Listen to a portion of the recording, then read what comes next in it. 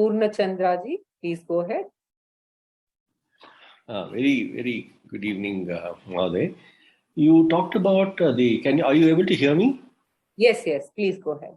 Yeah, you mentioned about this reflected consciousness are graded. They're saying that animals have lesser and human beings have more. Am I understanding that right? Yes. Depending on the reflecting medium's quality, the reflected consciousness will differ. Correct. So, but we find that, for example, in the animals, some portions of our pancha indriyas is much better than in human beings. For example, yes, absolutely. Overall, if you look at it, you take the intellect and everything put together, then definitely human beings score because they are able to communicate. Speech is a significant difference. Oh, okay. But for example, the smelling of a dog is much better than human beings. So. Yes. And also the second question is a significant departure. Okay. And second, last one, Mahoday. So can I say that the sum total of jiva at any point in time is constant of all put together in the world? Yeah, if you really want to rationalize, yes, but we say infinite. In whatever it is, whether it's infinite or it's constant, because they cannot create anything. At the end of the day, it's changing from one causal body to another and another. Correct. Okay. So great. Thanks. Okay. Then Vasudevji.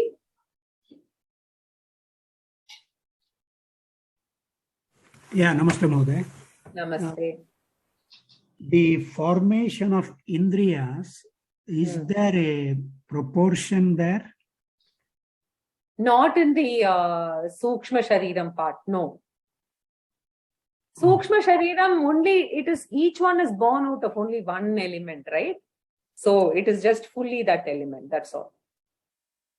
The indriyam itself is Sukshmam, right? It's not Sthulam. We are not talking about the Golakam. Okay. Other question is, this is just a curiosity. In our ancient Gurukulas, this Tattvabodha was taught, of course, something in these lines was taught.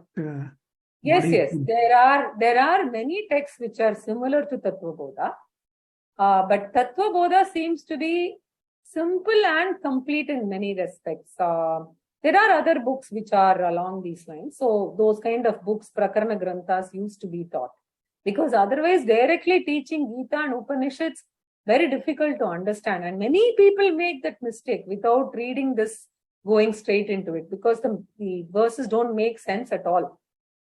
Yeah. Yes. Dhanyawad. Then Krishna Prasad ji. Namaste, Bhagini. Some clarification on some technical terms. So Vyashti means micro, that is Shariram, and Samashti means macro, Prapancham. Is that correct? Yes. Because I remember in the last class when we were discussing about mind and all that, we said at the end, the last sloka was said it was the definition of Samashti. So I was confused. Oh no. Did I say the individual mind is Samashti? No. All the discussion after the end of the class, last class, we discussed about Sukshma Sarira. Oh, it must have been, no, must have been slip of the tongue. I'll check that. Vyashti is individual level, Samashti is the universal level, yes. Okay. That's just a straightforward mapping. Right, I was just confused with the last class. I might have missed something, I think. That's it.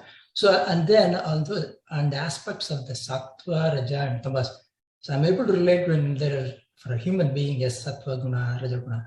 Whereas when it goes to Panchabhutani, how do I assign those attributes like Sattva to a Panchabhutani and Raja, and then taking 1/8 of it and 1/2 of it and mixing it, right? So how that Sattva and Raja attributed the Panchabhutanis? You can't take it out and discern, etc. It is just how the Shastras talk about creation. You won't be able to see any of these Panchikaranam or any of them. That's what I said. It's not something that, you can experiment in the lab or something. You just have to go with it. That's all. Okay. Whereas for a human being, we can certainly discern what is sattva, what is rajas, what is tamas. Yeah, we can see, right? No, whereas you take it as a sum of the human being. That is also part of prapancha, right? It's a sum of living beings. Okay, we'll have to go by the Shastra definition. That's all. Yeah. Just take it as sum of all the living beings. That's what is the prapancha anyway. Okay. So I'm kind of related differently. I'm asking a question, like take an example of Surya, right? Surya, we know that Surya, Earth born 5 billion years ago approximately, and then it has a life of another 5 billion years. So it is a mass of hydrogen fuel. How will we, if you look at a sthula of sun, how will we relate this principle of, again, the same question of half of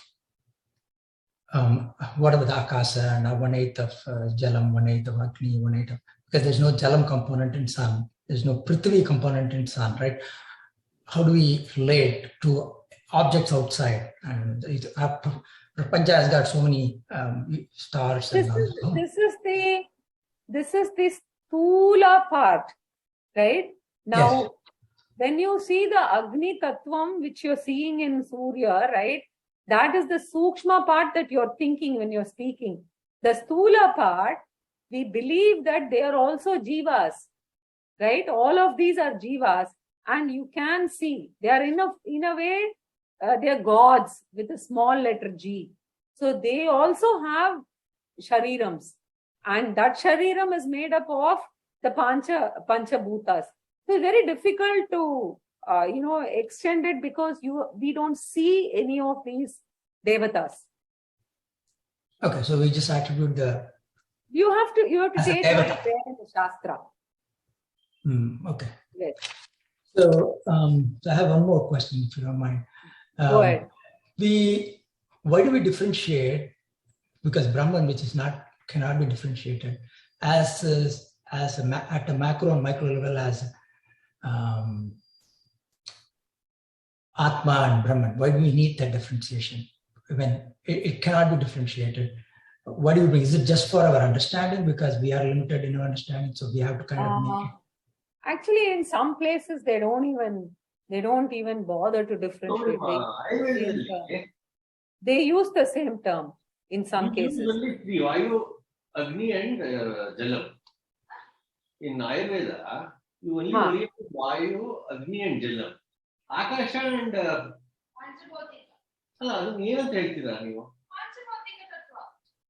you only talk about Vata, Pitta, Kapha. Vata, Pitta, Kapha is made up of... Hello, somebody is not on mute. What is Akasha and... Okay. Krishna Prasad, you were asking something, right? Yes, we were discussion of Atma and Brahman. Why is it needed, whereas Brahman itself... So I was saying that it is not really differentiated in half the places. In some places, the difference is retained. In some places, it is not. It is essentially one and the same. And conventionally, we use the term Atma. You also say Jivatma, Paramatma, right? So in order to associate it with the superior qualities and the inferior qualities. So basically, it's the same term. And Atma is Pullinga and Brahman is neuter gender. That's all. Right? Another difference between the two. Okay. Thank you very much. Okay. Next, Yogi, please go ahead. Namaste, Mahoday. My question is related to just now what you mentioned with respect to Atma Paramatma. In this class today, we have referred to Jiva and Ishvara, but we have actually not used the terms of Atma and Paramatma. Any particular reason, or how do we associate these with what you mentioned? Oh, okay. Paramatma is basically the Ishvara aspect only. So only thing is we refer to that Atma which is reflected here collectively as Paramatma, right? So there are some, for instance, Ishvara we use interchangeably with just Antaryami also. In some parts of the Shastra, in Upanishads, we use Ishvara as equal to Antaryami. Sometimes we use Ishvara to depict all three. So similarly, you have Paramatma also on the other side, like you have Jivatma at the micro level, you have Paramatma at the macro level. These are all terms that we have to get familiar with and understand the meaning behind it. Dhanyawad, Mohoday. Then Sushila Venkatraman, please go ahead.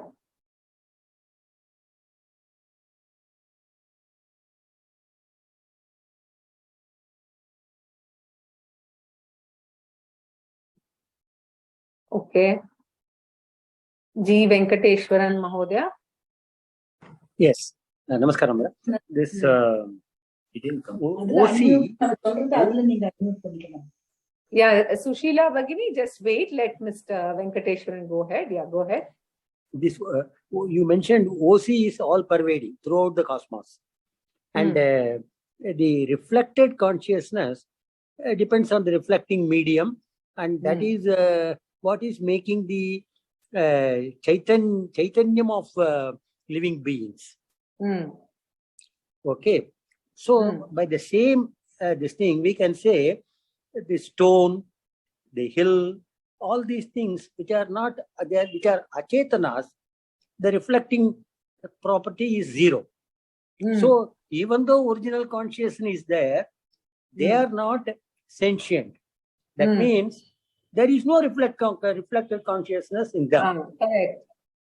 Am I right? Yes. Why? Why? Because the reflecting medium is like that. No. Most important thing is you also have to remember the Sukshma Shariram and the Karana Shariram, and along with it the reflecting medium. So it needs a proper reflecting medium, and also you must remember that this Sukshma Sharira, Karana Sharira, Chidabhasa combination, right, is always present. It is Anadi, right? Because as I said, only during Pralayam that Sukshma Shariram also resolves into Karana Shariram. Otherwise, you have the Karana Shariram, Sukshma Shariram, and the Chidabhasa, which is your unique identity of Jiva.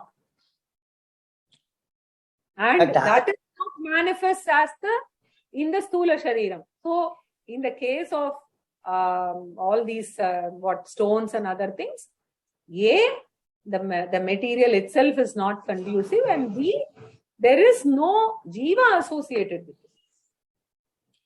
So the material itself is not conducive for reflecting. Correct. So there is no reflected consciousness there. Correct. One more thing. This what I wanted to ask actually. Okay, I will come back, madam. You no problem. Yeah. Sushila Bhagini, go ahead. Yeah, so the question was, in our, let's say, spiritual and religion, our go, we have those various gods, goddesses we pray to. So is that the RC 456? And then we also say Narayana is the creator of all. That is the OC. Can we put a like that? In Advaita Vedanta, that's what I'm repeatedly saying. All of these gods, right? Multiple gods. All of them are associated only with this RC 456. There is no one superior god or another inferior god, nothing. Except that we worship in the form of Ganesha, we worship in the form of Vishnu, Brahma, Shiva, all of them. Now, when we worship, I won't even use the term God. When we claim Brahman as I the Brahman, then you are equating God and yourself. And so at that time, there are no individual gods. So we refer to that in fact, in my Gita classes, you will see Ekarupa Ishvara to Aneka Rupa Ishvara to Vishwarupa Ishvara to Arupa Ishvara. So that is the journey of the Advaitin. So we don't treat Narayana as the superior most Brahman, no. Okay. That's a difference. Okay. Madam, I can... Yeah, so just to extend it, in that RC 456, this the Stula Sharira in the Prabanja, that is RC6, we also visibly, let's say, pray to something like river and hills and sun and all. And then those subtle ones could be those Ganesha which you don't see. Can we do some equation like that? No. It's not like that. Ganesha, as God, has all these forms, right? So, but we don't see it. We don't see him. It doesn't matter. Seeing or not seeing, you are not able to see the Stula Shariram. In certain lokas, they will be able to see that Stula Shariram. They can see. Okay. We don't have the sense organs to see as human beings. That's all. Okay. Thank you. Okay. Madam.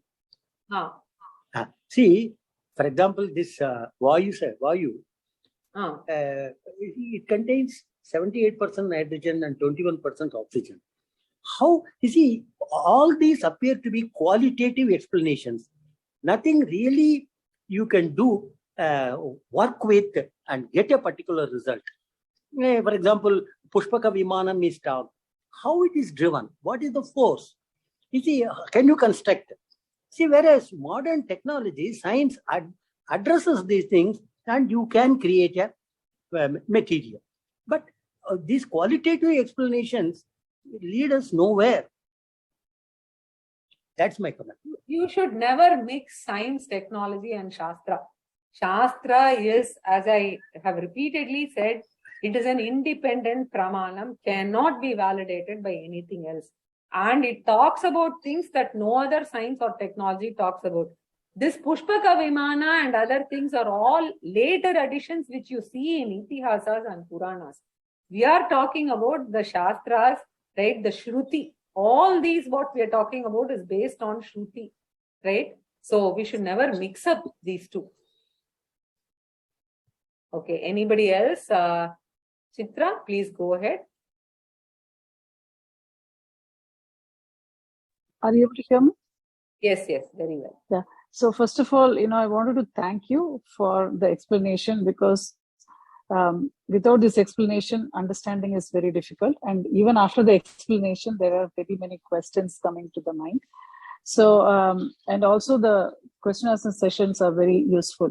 So my doubt or my question is, you said that there are various lokas, 6 lokas above us, and there are 7 lokas below, and we are one among in the middle.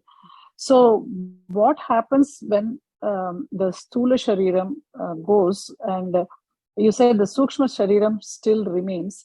So does these Sharirams go into different loka? Is one question.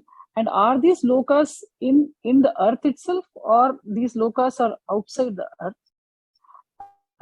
That is my second question. And I'll come to my third question after understanding the first and second. Maybe the answers of the third is already there in the first and second. Sure. I am going to be discussing the death itself in one of the sessions, hopefully. But anyway, we've come to a stage where I can talk about this.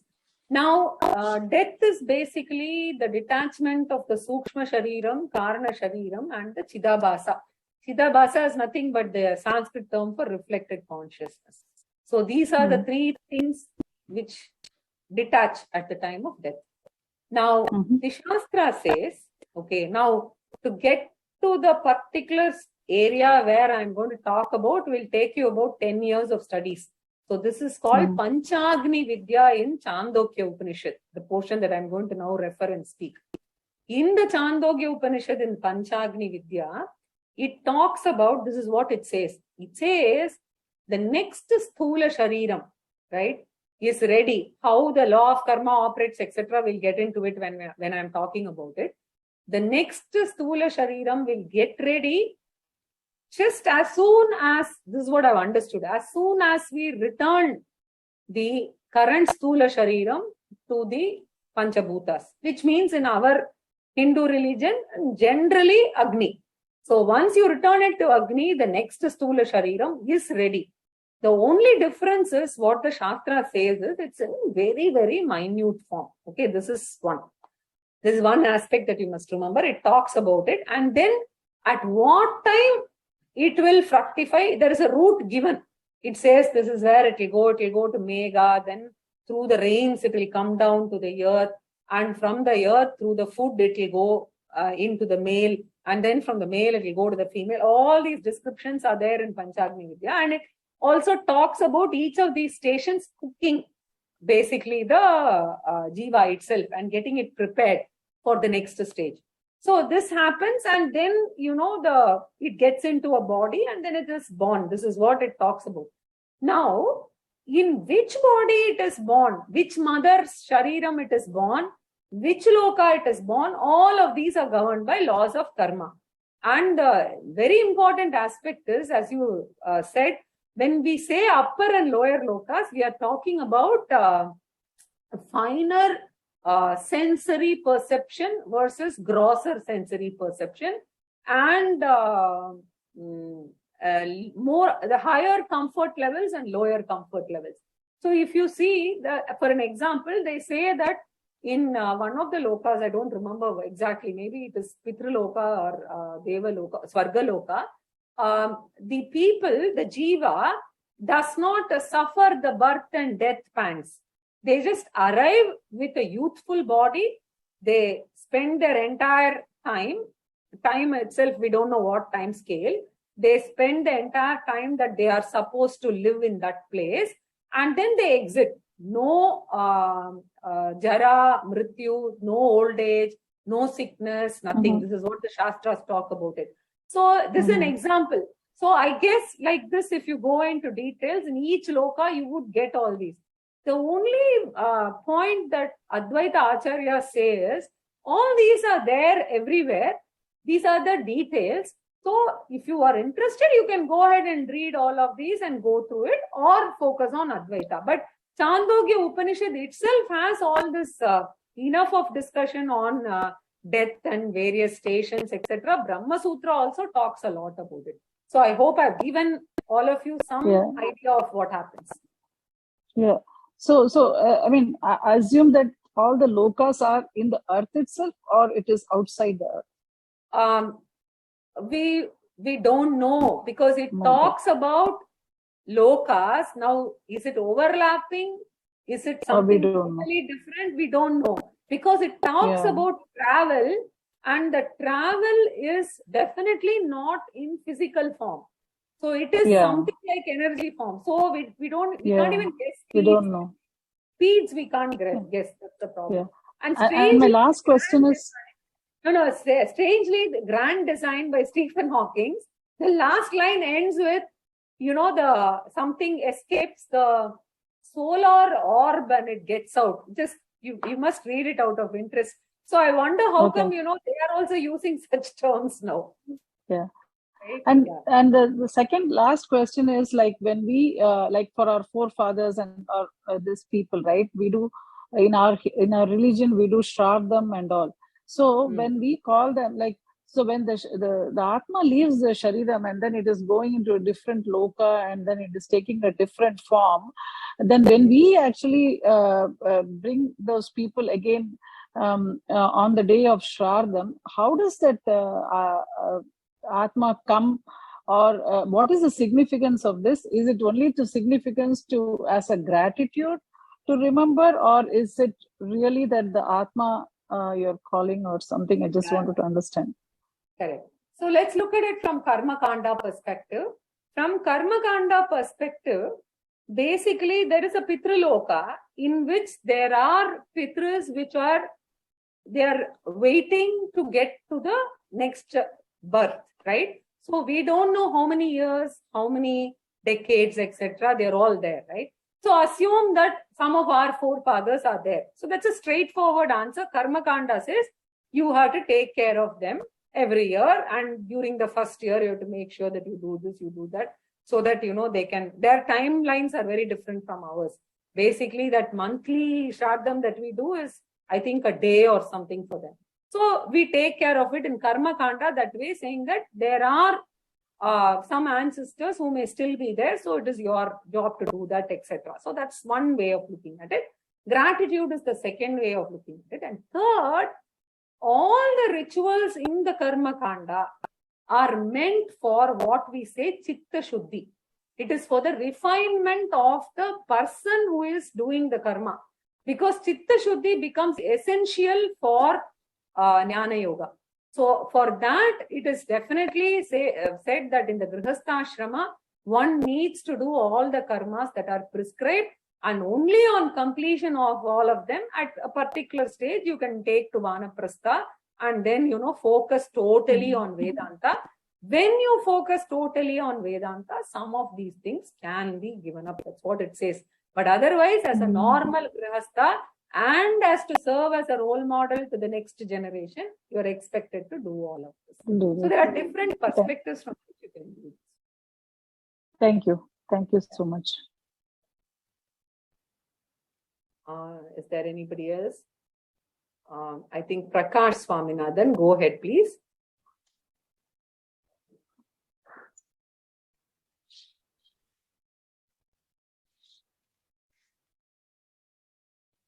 Oh, I don't know what I did. He's not there. Okay. Revati Shankar. Yes, madam. You can hear me? Go ahead. Madam, my simple question, you had told in an earlier class that you will tell at one point the Advaita, Dvaita and Vishishta Advaita branch off. Have we reached that point? If so, could you tell me how the difference comes? Maybe we should wait for one more class and then we can talk about it. Okay. Thank you, madam. Yeah. Jhansi Rani, please go ahead. Ramji. Can you hear? Yes, please. Yeah. You mentioned that Jivatma is a culmination of reflected consciousness 1, 2, and 3 added together. And when people die, the reflected consciousness 1 would disappear from the gross body because the body disappears. And when they go into Pitru Lokas, are we talking about second and third reflected consciousness, or how does Jivatma? I mean, it must be different, isn't it, from the Jivatma which is on earth? No. When that part won't differ. The Stula Shariram is the one that we leave in the earth, right? At the time of death. The Sukshma Shariram, Karana Shariram, and Chidabhaga are very much there. It's the same everywhere. Okay. Thank you, madam. Okay. I think I've covered. Okay, Kishore Acharya, please go ahead.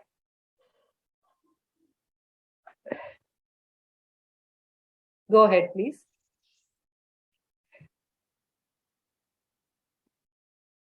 Prakash Swaminathan. Kishore Acharya, could you hear me? Yes, Kishore ji, please go ahead.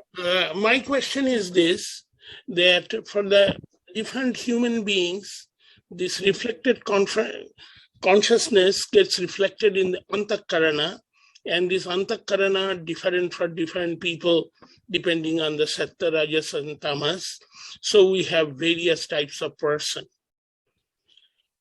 Now, for the case of the Ishvara, is it a reflection, or the Maya just obscures the pure consciousness or your OC and only projects something that appears as the Ishvara? Because where in the case of the Ishvara, the reflection happens. They don't have all these 3 bodies, anything like that. No, we are talking about Prapancha here, right? So it's the entire universe. We were talking about Vishwarupa Ishvara here. So there is a universe which we see. So in that context, we are talking about the RC of, Antaryami, Ishvara, etc. You must remember that. Here we're talking about Prapancha. So where is the reflection is happening in the case of the Ishvara? Ishvara is basically the consciousness which is reflected in the Prapancha, the Stula Sukshma Karana Prapancha. So if it is just the Antaryami, it is the Karana Prapancha, which is basically the Maya Tattvam. See, I wanted to say this and then I stopped short.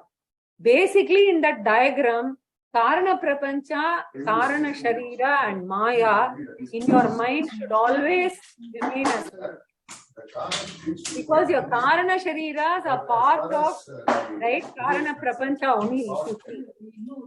And the Karana Prapancha is nothing but Maya. So the Maya Tattvam has what is projected this. Okay. So in the case of the Ishvara, the Maya projects itself. That is projected. Yes, absolutely. Yes. Okay. So that's the other. And then for the, like we also say that everything in this world, no matter what, is Brahman. So where is this reflection happen, say, for an atom? For an atom? Yeah, we say everything is conscious. Everything has there is a consciousness in it. Atom is not even manifest. So there is a question of atom. Only manifest things we are talking about in Stula Shariram or Stula Prapancha. Okay, so I see. But they are also, I mean, we can see them, but they exist. Yeah, but you can't see them, right? So it's exactly like your mind also, right? Your mind, you know, you have emotions, it exists, but you can't see them. So atom is also like that. Here we are discussing Stula Sharira Srishti, right? How does it happen? And then we are talking about Pancha Bhautikam, etc. So what happens to the Jara Padartha? Isn't there... In the Jada Padartha, there is no consciousness reflecting. But then why do you say that they also have consciousness? They don't have reflected consciousness. OC is present everywhere, original consciousness. It is there everywhere. It's all pervading. I see. That is the... Okay, now I understand what you're talking about. Okay, I hope I understand. So thank you very much. Thank you. Madam Prakash. Yes, go ahead, Prakash, and with that we will... Yeah, I'll keep it short. I think the previous answer to Mr. Acharya solved some of my doubts, but so I'm able to conceptualize gross world as all the lokas which is physical in nature, and I'm able to understand the concept of Maya, which is Karana Prapancha. But when you mention Sukshma Prapancha, is it a sum total of all the power of thinking and Indriyas, etc. put together? I'm able to understand Sukshma Sarira, but I'm not able to understand Sukshma Prapancha. Yes, it's all of them put together, yes. Okay. Yes. And the final question is, when I was going through your class 5 on Pranadaya, I understand the 5 pranas, but when you say respiration, we say exhalation is prana and inhalation is apana, but that for me intuitively the expellate or the excretory power is apana, so shouldn't exhalation be apana and inhalation be prana, which brings in fresh oxygen into the body? That's what I've been discussing with some Ayurvedic practitioners as well. So that was a little bit unintuitive in the text, which mentioned prana was exhalation and apana was inhalation. Yeah, that's the text that says that, yes. I remember now that you say, when I first read, even I had that doubt, but then that's exactly what the text says, yes. But they are very detailed semantics, right? So it's okay. Fine. It's, okay. Yeah, that's the... I also had this question when I read it first time, I remember. Yes. Thank you very much. Yes. Okay, then. So, Jansi, are you ready now? Because I don't I'm ready. Very small question. A stone is a gross earth. So doesn't it have a reflected consciousness? Yes, it does. Or a mountain? Yes. They don't have reflected consciousness. Oh, they don't have? They don't have. But is it not a gross body? OC is everywhere. Okay. All of the material things which like mountain, stones, etc. don't have any RC. Okay, thank you, ma'am. Yes. Now the quick question, please. How do you spell Chidabhasa in Sanskrit? Chi first cha, then the first the, bha. Bha is second, and then sa. Dhanyawad. Okay, so we'll stop here. I think we had a lot of questions here, so I couldn't take any of the questions that were typed here, but I will take a look at it and then I'll come back to you.